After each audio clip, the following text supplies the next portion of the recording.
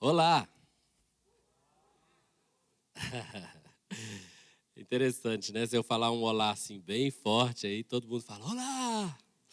Bom, eu não estou falando bem forte, como vocês sabem, eu tenho falado aqui que eu tenho feito um tratamento do meu ouvido, então eu tenho, às vezes, um pouquinho de dificuldade de falar um pouco mais alto, aí eu estou falando um pouco mais baixo. Mas já eu já sei que eu vou me empolgar, vou acabar falando umas coisas mais altas, né? Mas vocês estão conseguindo me ouvir? Bem, você que está aí me assistindo online, está conseguindo me ouvir também? Bom, a primeira coisa que eu quero falar sobre essa série é que se você não participou da primeira mensagem dessa série, é muito importante que você participe. Você pode assistir lá no site do Ministério Casa do Pai, no nosso canal no YouTube. Por quê? Porque eu tenho dito que a primeira mensagem dessa série não é a introdução dessa série, mas ela é o coração dessa série. É tudo que nós queremos viver na vida de Deus, né? Nós queremos, nós estamos aqui porque nós queremos amar o Senhor de todo o nosso coração, né? De toda a nossa alma, de toda a nossa força, de todo o nosso entendimento. Nós queremos buscar o reino de Deus em primeiro lugar, não é verdade? Por isso nós estamos aqui, senão nós estaríamos em outro lugar, não é verdade? Mas então, depois daquele primeiro dia, né, que nós ficamos aqui, nos arrependemos, choramos, molhamos nosso rosto todo de lágrimas, nós levantamos daquele choro e fizemos o quê? Né? Isso é que é o importante, né? O que nós temos praticado no dia a dia? Então, é muito interessante que eu esteja pregando essa mensagem, porque quando Deus geralmente me entrega uma série de mensagens para pregar, eu já tenho, assim, a série de mensagens preparada. Por exemplo, semana que vem vai ser a última mensagem dessa série. Eu quero até dar um spoiler aqui para você saber a quem você deve convidar para estar aqui. Por quê? Na semana que vem a gente quer quebrar uma ideia muito errada que as pessoas têm. Nasceram muitas nomenclaturas no meio evangélico, né? Então, por exemplo, tempo integral. Então, tem as pessoas que falam isso, né? Ah, fulano está servindo a Deus em tempo integral agora. E o que eles querem dizer é tipo assim, esse camarada se tornou um missionário, um pastor, largou a profissão dele e foi trabalhar, entendeu? Na igreja. Então, é como se fosse assim, um ministro tempo integral. Isso é muito errado. Não é uma ideia bíblica. Não está na Bíblia em lugar nenhum. Todos nós somos ministros em tempo integral.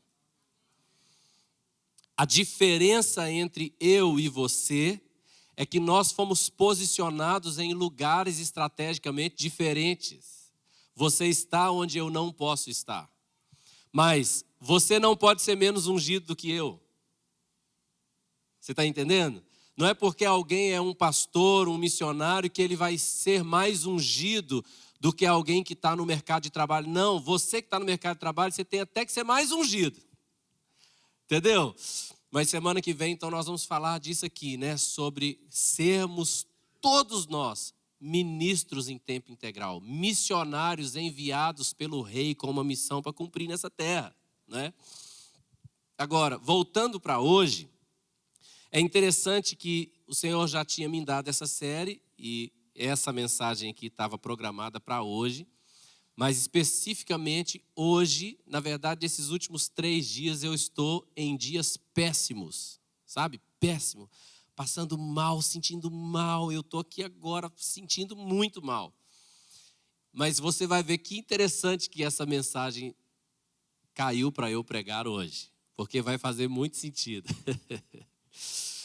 No primeiro dia da série, nós falamos sobre a busca. E a busca é o quê? É a busca pelo reino de Deus. Porque o Senhor Jesus nos ensinou, buscai em primeiro lugar o seu reino e a sua justiça.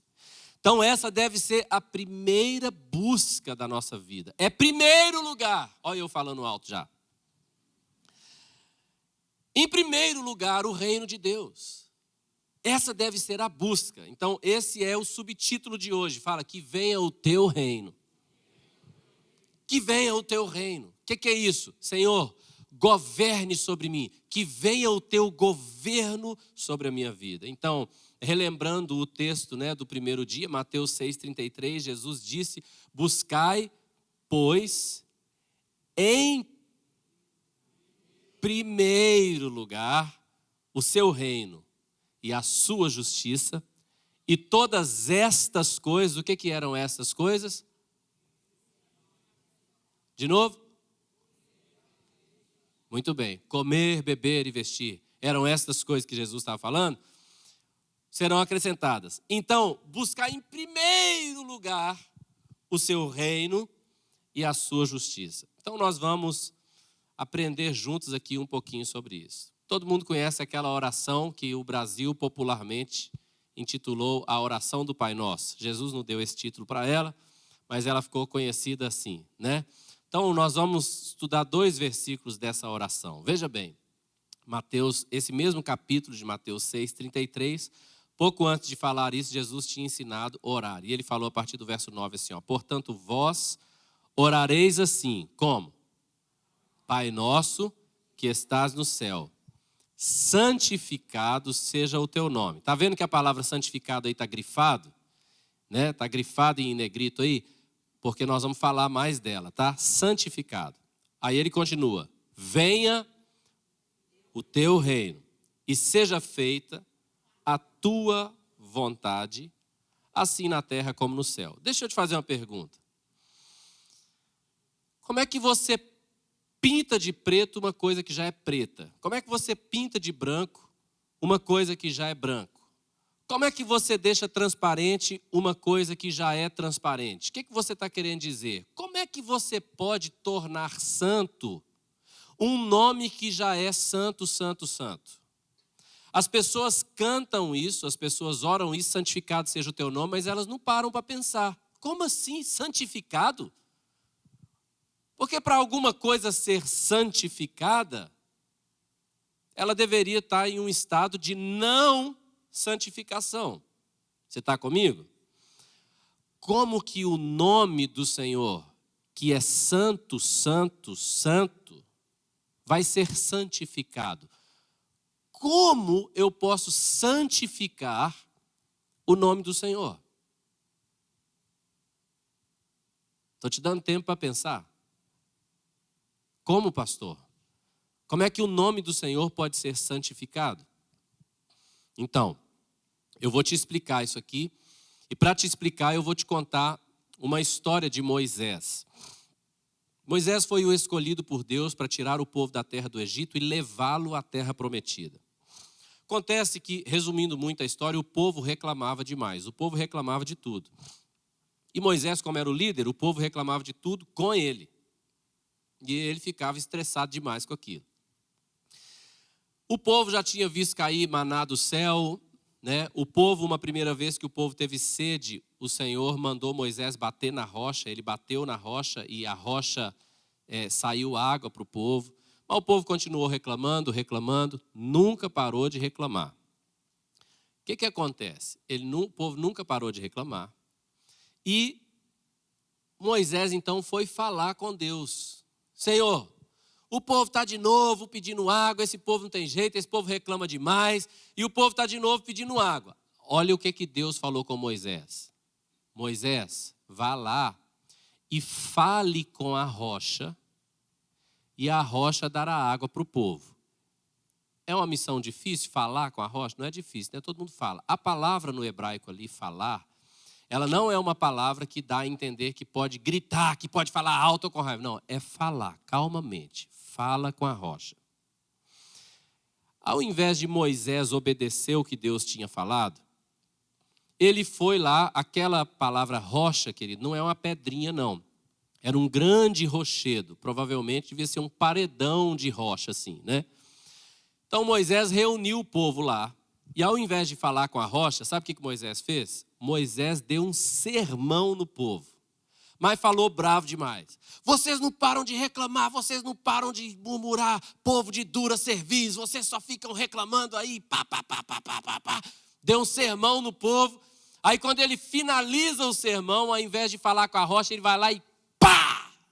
Bate o cajado na rocha. E o que aconteceu? A água saiu. Deus deu água ao povo, porque Deus é misericordioso e amoroso com o povo.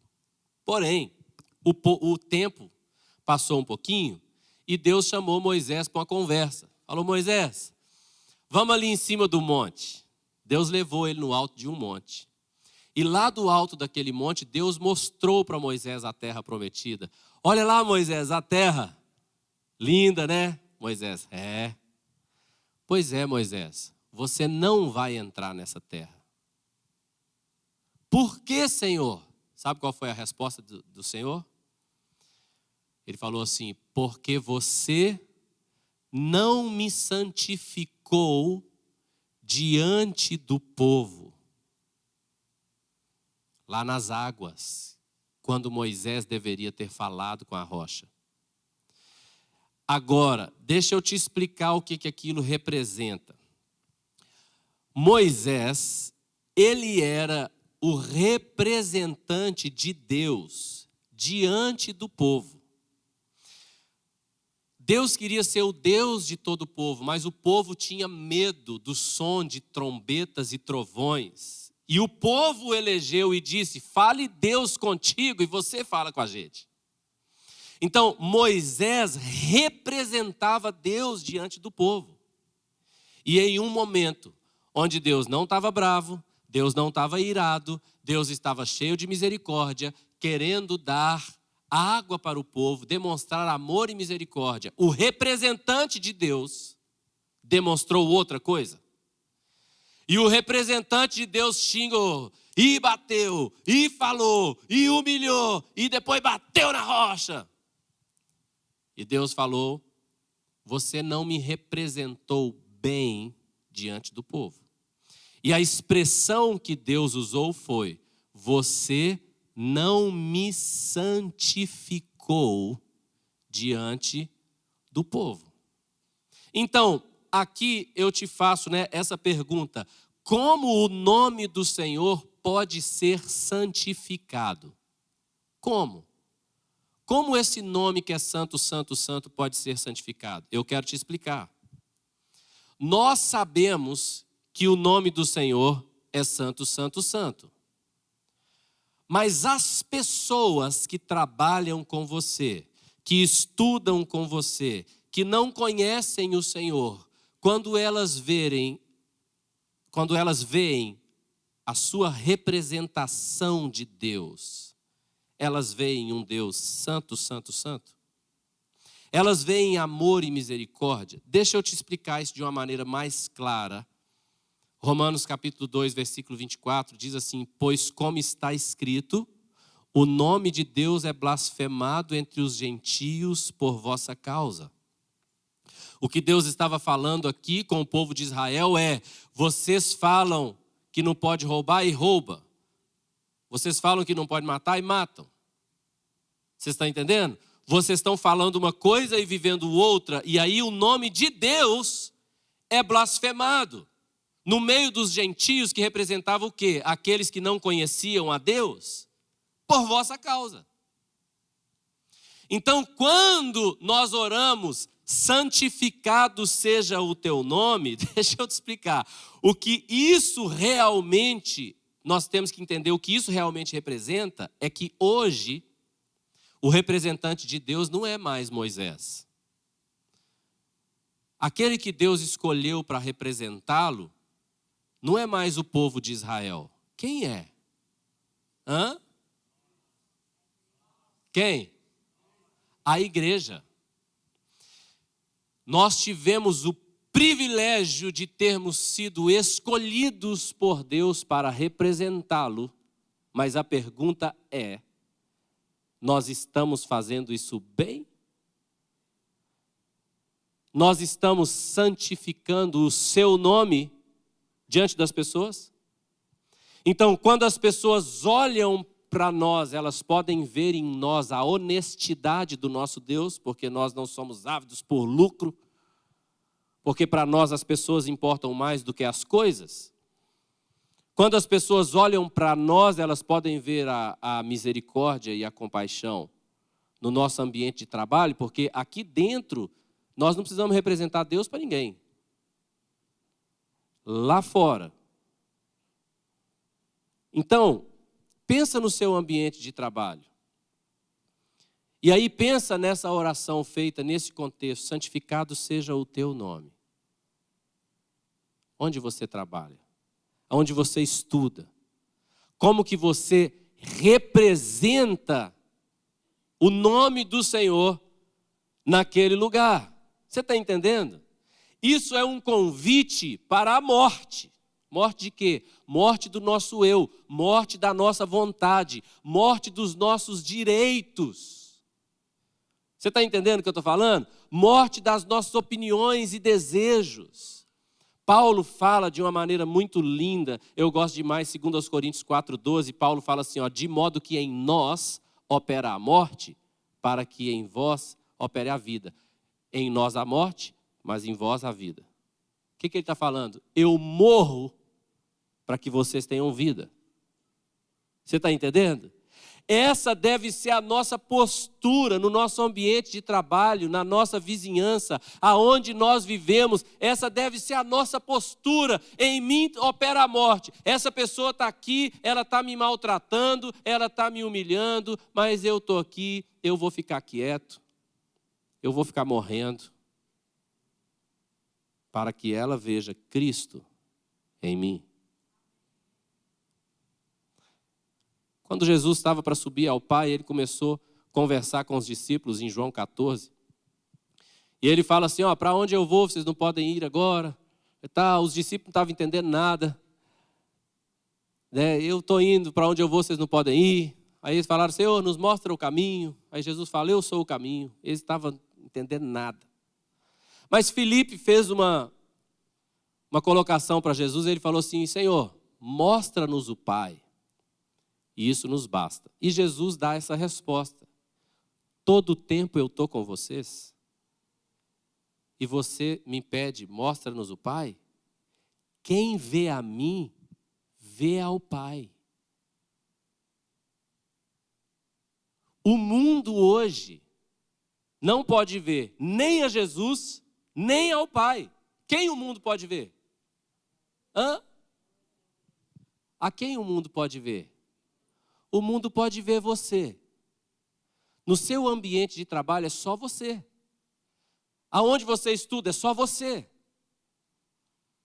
E nós é quem deveríamos ser essa representação de Deus. Quem vê a mim, vê ao Pai. Ele é o meu Pai. Porque Jesus não é o único Filho de Deus. Todos nós fomos feitos filhos de Deus pela fé em Cristo Jesus. Então Deus não era o Pai de Jesus, de forma que quem vê, Jesus vê o Pai, não. Ele é o nosso Pai. E quem nos vê deve conhecer em nós o Pai. Os amém fica pouquinho, né?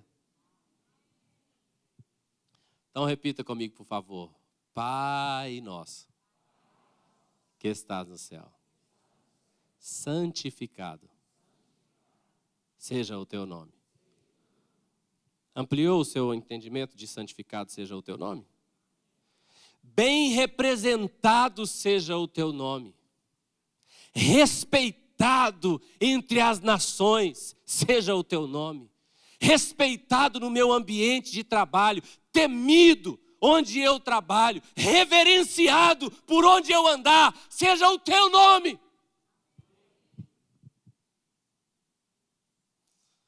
Agora, para isso acontecer, a oração tem que continuar. E como que ela continua? Venha o teu reino e faça-se a tua vontade, assim na terra como no céu. Deixa eu te falar. Venha o teu reino. Nós temos que entender isso, querido. Não é Deus descer do céu com todo o seu exército e fincar a bandeira na terra. Não é disso que está falando. Venha o teu reino é o governo de Deus, governar nossas vidas. Que venha o teu governo sobre mim. Diz o ditado popular, manda quem pode, obedece quem tem juízo. Então o Senhor pode, Senhor, venha o teu reino, venha o teu governo, fala que o teu servo ouve. Reina sobre mim, reina sobre mim. Está entendendo? Não seja eu mais governando a minha vida, seja o Senhor governando a minha vida. Não seja eu quem governe, seja o Senhor quem governe. Tu és o rei. Porque se o Senhor não estiver governando a nossa vida, outra pessoa estará. E pelo que a Bíblia nos diz, as vontades da nossa carne, elas são regidas por Satanás. Lembra quando Jesus repreendeu Pedro? O que Pedro estava falando com ele? Não, Senhor, não vai para a cruz não faz isso contigo não. Jesus falou com ele, arreda-te, Satanás, porque não cogita das coisas de Deus, e sim das dos homens.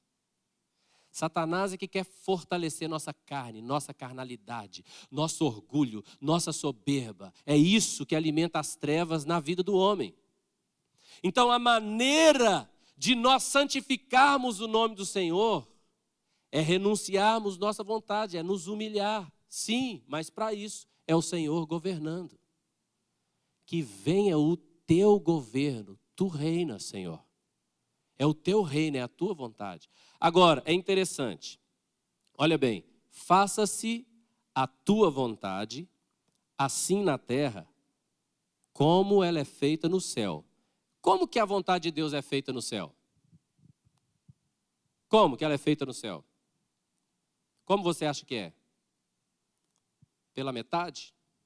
Vai, me dê algumas palavras aí. Como que a vontade de Deus é feita no céu? Mais alto, gente. É feita plenamente, através da obediência. O que mais?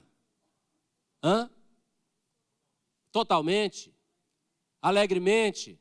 Você consegue imaginar Deus falando com um anjo assim? Anjo fulano, vai lá e faz isso aqui agora. O anjo fala, ô Senhor, me perdoe, eu não vou poder ir porque eu tenho que ir no aniversário do outro anjo.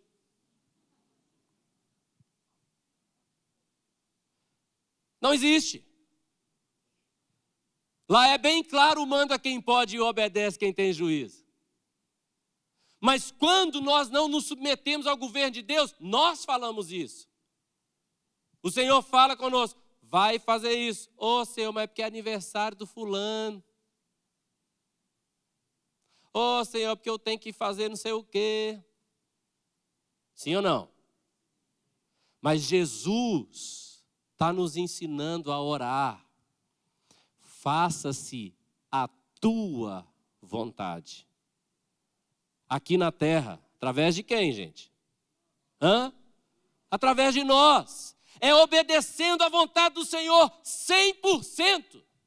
Você está aqui, você está aqui, você está aqui, você está aqui? 100% à vontade do Senhor. Eu gosto muito de desfazer distorções da palavra. As pessoas distorcem demais textos bíblicos. Elas distorcem demais.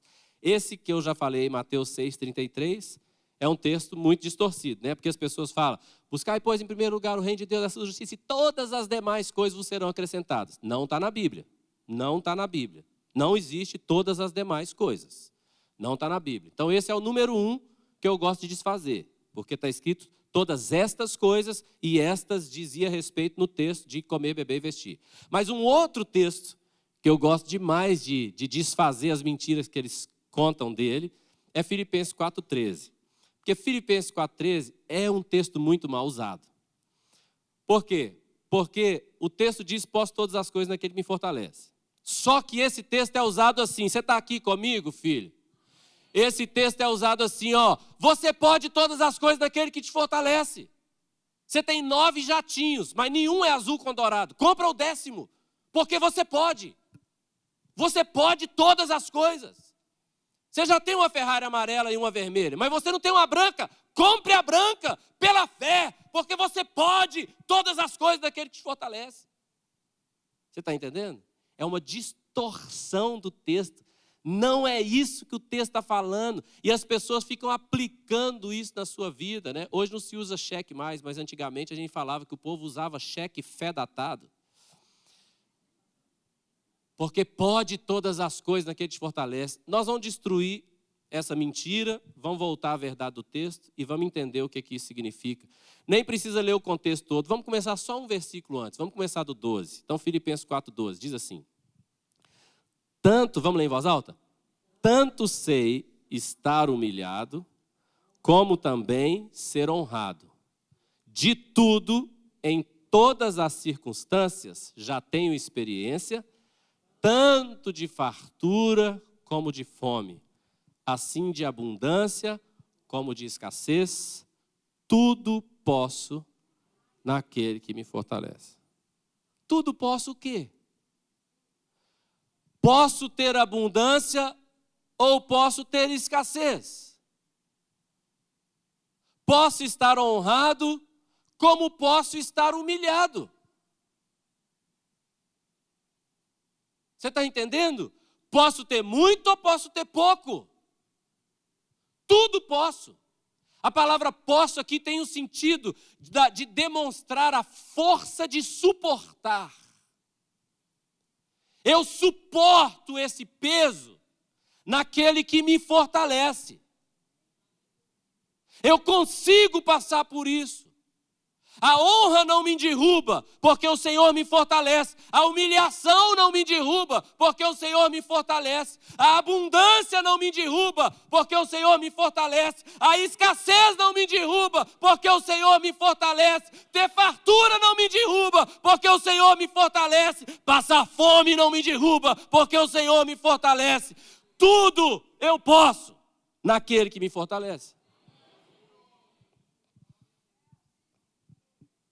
Então existe hoje esse evangelho distorcido, onde só há bênção quando tudo está bom.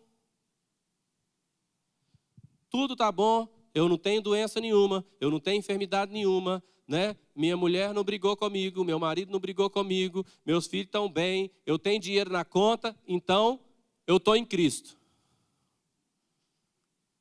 Está entendendo o que eu estou falando? Está tudo em ordem. Mas se alguma coisa entra em desordem, a pessoa avacalha a vida dela com Deus, ela avacalha o propósito dela em Deus, ela avacalha tudo, porque na verdade é ela que está no centro da vida. Ela é o centro de tudo. Entendeu? Então você pisa no calo do irmão, o irmão... Só porque pisou no calo dele. Não vem mais nessa igreja, nem vou morar mais nessa cidade, vou mudar para a lua. Porque ele é o centro, ele não sabe passar por tribulação, porque não aprendeu a ser fortalecido em Cristo. Por que eu falei que essa mensagem casava tão legal hoje, apesar de eu não ter preparado isso? Porque eu falei aqui, tem 3 dias que eu estou horrível. Eu estou mal esses últimos 3 dias, eu estou falando. Acabei de tomar 2 remédios ali dentro. Mais mal, mais ruim. Mas a gente tem que aprender a não parar. Tem uma frase que eu tenho falado, irmão, por muitos anos, e as pessoas, às vezes elas demoram a pegar, eu vou ficar falando até você pegar. Não deixe o diabo descobrir o que te para. Porque a hora que ele descobrir, é isso que vai estar na sua frente toda hora. Não interessa o que seja. Tem gente, se tiver uma dor, não faz mais nada na vida. Na vida de Deus, né? Porque tem que ir trabalhar, né? Falta o trabalho para ver? Aí não falta. Estou doente, não vou para o life. Estou doente, não vou para o culto. Estou doente, não vou evangelizar. Ai, não vou ler a Bíblia, que eu estou com dor de cabeça. Tudo a pessoa para. Pode esperar, você vai ficar doente o resto da sua vida. Toda vez que Deus tiver uma coisa importante para você, é isso que vai voltar. Entendeu? Minha mulher brigou comigo, não vou para o culto. Meu marido brigou comigo, não vou para o life. Muito bem, pode esperar a briga o resto da sua vida. Porque o diabo já descobriu que isso te define. Que isso te guia, que isso te tange, que isso te puxa. Nós temos que aprender a ser guiados, dirigidos pela palavra de Deus. Nós nos movemos por princípios e não por circunstâncias. Porque é Deus reinando. Você está entendendo? E se tiver difícil, eu suporto. E se eu estiver chorando? Eu suporto. E se estiver doendo? Eu suporto. Por quê? Porque você é o cara? Não, porque o cara me fortalece. Está entendendo? Estamos nele, ligados nele. Agora, deixa eu te contar. Essa noite, de ontem para hoje, eu sonhei que eu estava aqui, pregando essa mensagem. Olha que interessante.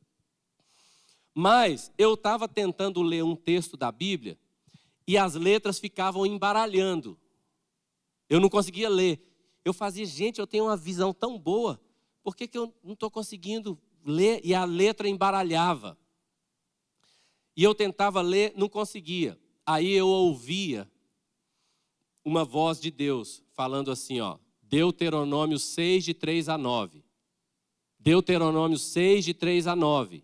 Aí eu ia e abria a Bíblia, Deuteronômio 6, de 3 a 9, conseguia ler. Interessante, olha que interessante. Esse sonho que eu estava pregando acabou. E eu comecei a sonhar outros sonhos. E muito engraçado. Nos outros sonhos, eu estava andando na rua, aí vinha alguém, passava por mim e falava assim, ei, Deuteronômio 6, de 3 a 9. Aí eu entrava num lugar, alguém falava comigo, ei, Deuteronômio 6, de 3 a 9. Aí eu fui sonhando, várias pessoas falando comigo. Aí eu de manhã lá em casa, eu acordando, olha eu acordando hoje de manhã. Deuteronômio 6, de 3 a 9. Deuteronômio 6, de 3 a 9. Eu fui acordando assim, aí peguei o computador, coloquei lá Deuteronômio 6, de 3 a 9. Fui ler o texto, meditar no texto, falei com o Senhor, Senhor, o Senhor está atrapalhando a minha pregação. Esse texto não estava aqui. Como se a palavra fosse minha e se eu tivesse o direito de escolher o que falar, né? Então, eu peguei esse texto, coloquei ele aqui e nós vamos lê-lo agora. Agora, deixa eu te explicar. Deuteronômio é a repetição da lei. E o Senhor está falando com o povo, assim, olha, eu entreguei vocês o que fazer. Agora, prestem atenção e façam o que tem que fazer, que agora está com vocês. Eu passei a bola para vocês. Façam o que vocês têm que fazer, que vai dar tudo certo. Amem os meus mandamentos, amem a minha palavra, e vai dar tudo certo. E aí, esse texto está dizendo mais ou menos isso. Olha o que o texto diz. Vamos ler comigo, por favor, Deuteronômio 6, de 3 a 9. Vamos ler? Ouve, pois, ó Israel, atenta em os cumprires, para que bem te suceda, e muito te multipliques na terra que mana leite e mel, como disse o Senhor Deus a teus pais. Você quer multiplicar muito na terra que mana leite e mel? Aleluia. Vamos continuar lendo, verso 4. Ouve, Israel, o Senhor nosso Deus é o único Senhor. Amarás, pois, o Senhor teu Deus de todo o teu coração, de toda a tua alma, de toda a tua força. Essas palavras que hoje te ordeno estarão no teu coração. Tu as inculcarás a teus filhos, e delas falarás, assentado em tua casa, e andando pelo caminho, e ao deitar-te e ao levantar-te.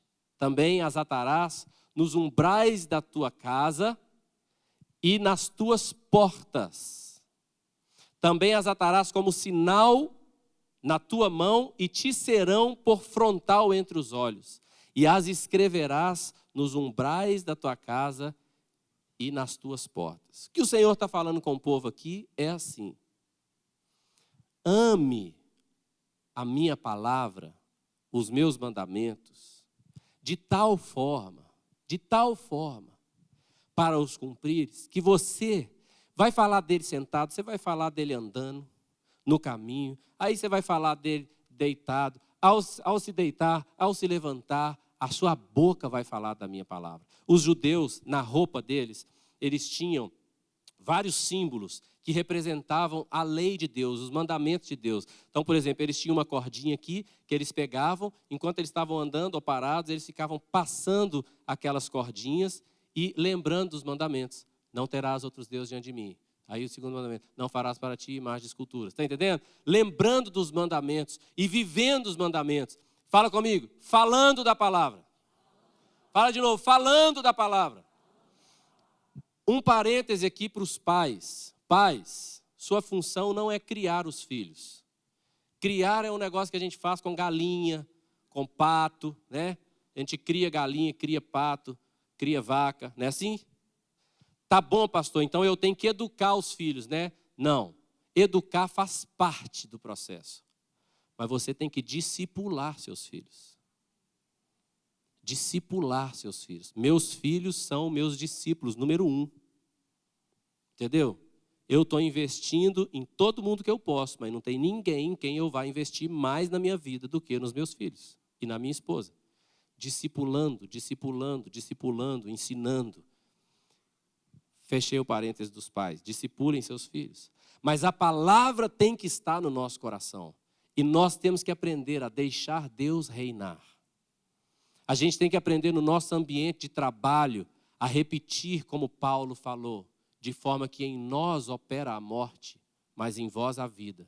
Ou seja, eu estou disposto a morrer para a minha vontade, morrer no negócio, ter menos lucro, entendeu? Para ser honesto, para demonstrar Cristo para as pessoas através da minha vida. Está entendendo? E se as provações vierem, como vieram na vida de Jó, eu não vou questionar a Deus. Eu vou permanecer fiel e fazer o que eu sou chamado para fazer. Agora, eu quero terminar contando uma história. Essa história, de vez em quando, eu vou recontá-la, porque essa história me marca demais, que é a história de um missionário chamado Adoniran Judson. Depois você pode pesquisar no YouTube, você pode comprar, tem livros com a biografia dele. Mas Adoniran Judson, é lógico que nós temos milhares de histórias de homens de Deus que nunca foram escritas. Mas das histórias escritas, Adoniran Judson foi um dos missionários que mais sofreu por amor ao Senhor. Ele sentia um chamado para ir para a Índia, acabou não indo para a Índia, mas foi para um país ali que faz divisa com o nordeste da Índia, né, que era a Birmânia. E ele entrou na Birmânia. A Birmânia é o mesmo país que hoje se chama Mianmar. E ele entrou na Birmânia e lá ele começou a estudar a língua, como todo missionário faz, né, estudar a língua e a cultura. Com um ano que ele estava lá, ele escreveu um folheto em birmanês com o título Quem é Jesus? E ele colocou lá naquele folheto vários versículos bíblicos falando sobre Jesus. Distribuiu aqueles folhetos, o pessoal não estava nem aí, rasgava os folhetos, jogava fora, outros engavetavam e assim por diante. De forma que Adoniran Judson foi passando os anos e ninguém se convertia na Birmânia. Os amigos dele começaram a escrever para ele, falando, olha, você errou no seu chamado, cara. Você já está aí tanto tempo, ninguém se converte, e você sofrendo. E o sofrimento dele começou a aumentar. A esposa dele morreu lá na Birmânia, ele enterrou a esposa, ele enterrou 2 filhos. Dentre muitas outras torturas, 3 torturas estão na biografia dele, que logo na primeira ele perdeu a sola do pé. Por quê? Porque nessas 3 torturas ele teve que andar sobre o fogo, sobre brasas, pegando fogo, e toda a sola do pé dele foi queimada. Ele apanhava até não ter mais força para ficar em pé. Então eles pegavam ele pelos pés, amarravam os pés dele e levantavam ele pelos pés, deixavam ele pendurado de cabeça para baixo, de forma que o rosto dele ficava ainda no chão. E eles vinham com uma vasilha de vermes e jogavam os vermes em cima da cara, do rosto, da cabeça dele. E ele não tinha como se defender porque estava amarrado e os vermes andando no rosto dele. E ele passava por essas torturas por vários dias. Por 3 vezes ele teve esse tipo de tortura. E ninguém se convertia. Quando haviam 10 anos que ele estava na Birmânia, finalmente ele escreveu uma carta para os seus amigos e para a sua igreja dizendo, olha, nós temos, ele escreveu assim, entre 10 e 12 pessoas que entregaram suas vidas a Jesus. Aí eles escreveram à igreja para ele: que bom, então finalmente agora há uma igreja começando e pessoas servindo a Jesus. Aí o Adoniran Judson respondeu: não fiquem muito animados, porque eu mesmo nem estou certo se eles já nasceram de novo. Não sei se eles são realmente crentes em Cristo Jesus. A casa dele foi incendiada, eles colocaram fogo na casa dele, ele perdeu a tradução de Bíblia que ele estava fazendo desde que ele chegou lá. Ele sofreu demais. Mas, com 13 anos que ele estava lá, um homem de meia idade bateu lá na porta da casa dele. Falou com ele: é aqui que mora Adoniran Judson? Ele falou: sou eu. Você que é um missionário cristão? Ele falou: sou. Então ele falou: nós temos um grupo de cristãos de uma cidade do interior, nós queremos aprender mais sobre Jesus. Você pode nos ensinar? Ele falou: lógico, é tudo que ele queria, né? E ele então, naquele dia mesmo, fez a mala dele e foi. Isso foi já em 1826, porque ele chegou lá em 1813. E foi. Quando ele chegou lá, nesse grupo, ele falou: olha, conta para mim, qual foi a igreja que evangelizou vocês? Aí ele falou: não, nunca nenhuma igreja evangelizou, a gente nem sabe o que é igreja. Aí eles falaram: então quem foi o missionário que evangelizou vocês? Aí eles falaram: não, nem sabemos o que é missionário, também nunca veio ninguém aqui. Ele falou: então como que vocês conhecem Jesus? Eles falaram assim: há muito tempo atrás, nós achamos um folheto. Aí pegaram o folheto e falaram: esse folheto aqui, escrito em birmanês, muito mal escrito por sinal, com o título Quem é Jesus? E aqui tem vários textos falando nesse folheto quem é Jesus. Isso aqui é tudo que a gente tem. Nós começamos a ler isso e então Jesus começou a falar com a gente. E a gente tem servido a Jesus, mas nós queremos saber, existe alguma coisa mais sobre ele sem ser isso aqui? Era o folheto que ele tinha escrito há 13 anos atrás. Adoniran Judson, então, começou a discipular aquele grupo de pessoas. E até os 18 anos que ele estava lá, ele deixou 63 igrejas plantadas e 200 líderes locais formados e discipulados na palavra do nosso Senhor lá na Birmânia. Bom, a Birmânia hoje se chama Mianmar, é um dos países mais fechados para o evangelho que existem no planeta Terra. Mas pesquisadores cristãos, há alguns anos atrás, foram fazer uma pesquisa lá. E eles descobriram uma coisa muito surpreendente, porque o país era muito fechado, a gente não tinha notícia. Mas eles descobriram que tem hoje em Mianmar entre 2 e 4 milhões de crentes no Senhor Jesus. E quando eles foram perguntar para essas pessoas: como você se converteu? Todos, sem exceção, deram a mesma resposta: nossos pais nos discipularam. Que legal! E como que os seus pais conheceram Jesus?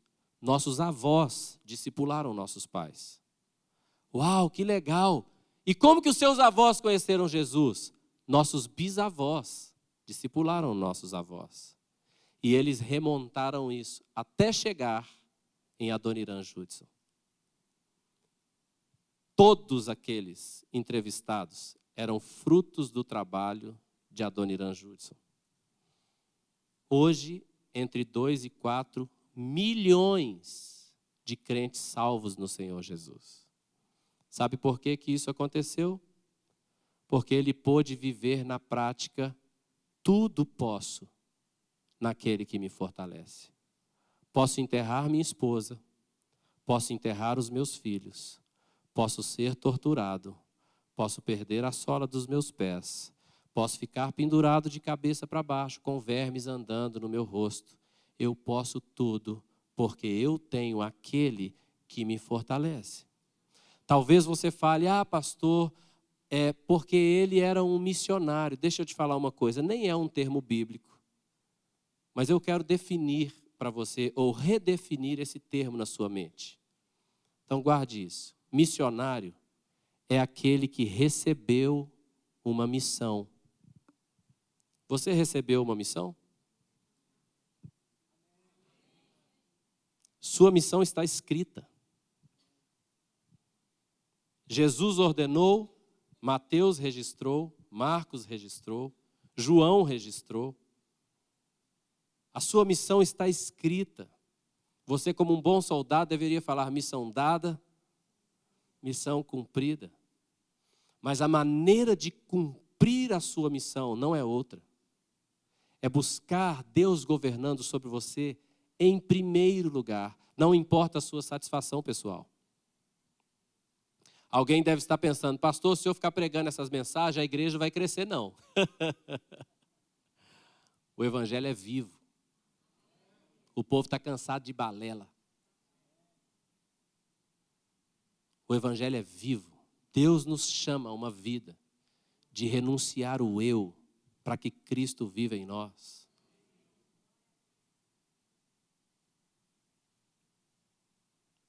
Entendeu? Vou te contar mais uma historinha. Não sei se eu conto ou se eu encerro.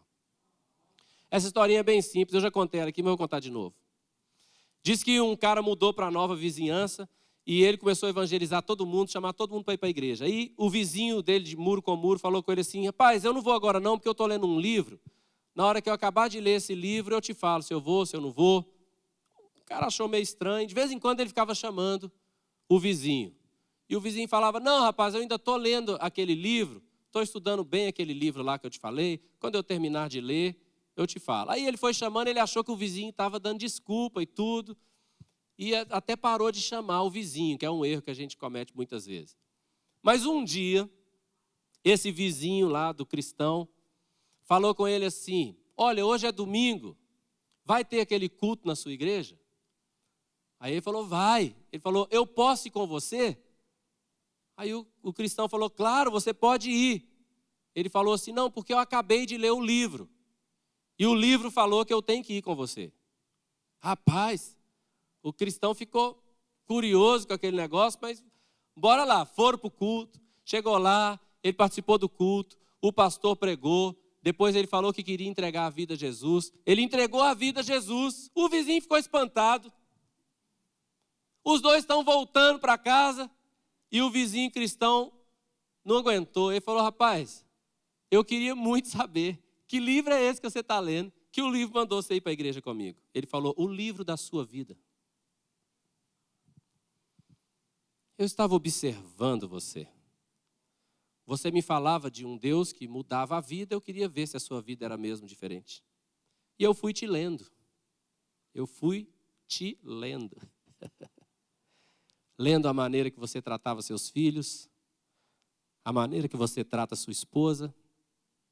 Eu fui lendo você. E no final das contas eu cheguei à conclusão, eu preciso do Deus que você tem. Quero convidar você a ficar de pé, por favor. Eu quero convidar você agora a pensar em como você tem representado Deus no seu ambiente de trabalho, na sua vizinhança. Não é que Deus não possa brilhar sobre nós aqui, querido, mas é que aqui não é o lugar onde Ele mais quer brilhar, não. É lá fora. Tá certo? Então vamos fazer um teste? Só por um minutinho, fecha os seus olhos e pensa no seu ambiente de trabalho ou na sua escola. Por favor, com seus olhos fechados aí. Pensa só um minutinho. Você que está nos assistindo online também, pensa agora no seu ambiente de trabalho e no seu ambiente de escola. Agora, por favor, fala com o Senhor assim, ó. Santificado seja o teu nome. Meu Deus. Fala de novo. Santificado seja o teu nome. Santificado seja o teu nome. Santificado seja o teu nome. Pai nosso que estás no céu, santificado seja o teu nome. Venha a nós o teu reino e faça-se a tua vontade, assim na terra como no céu.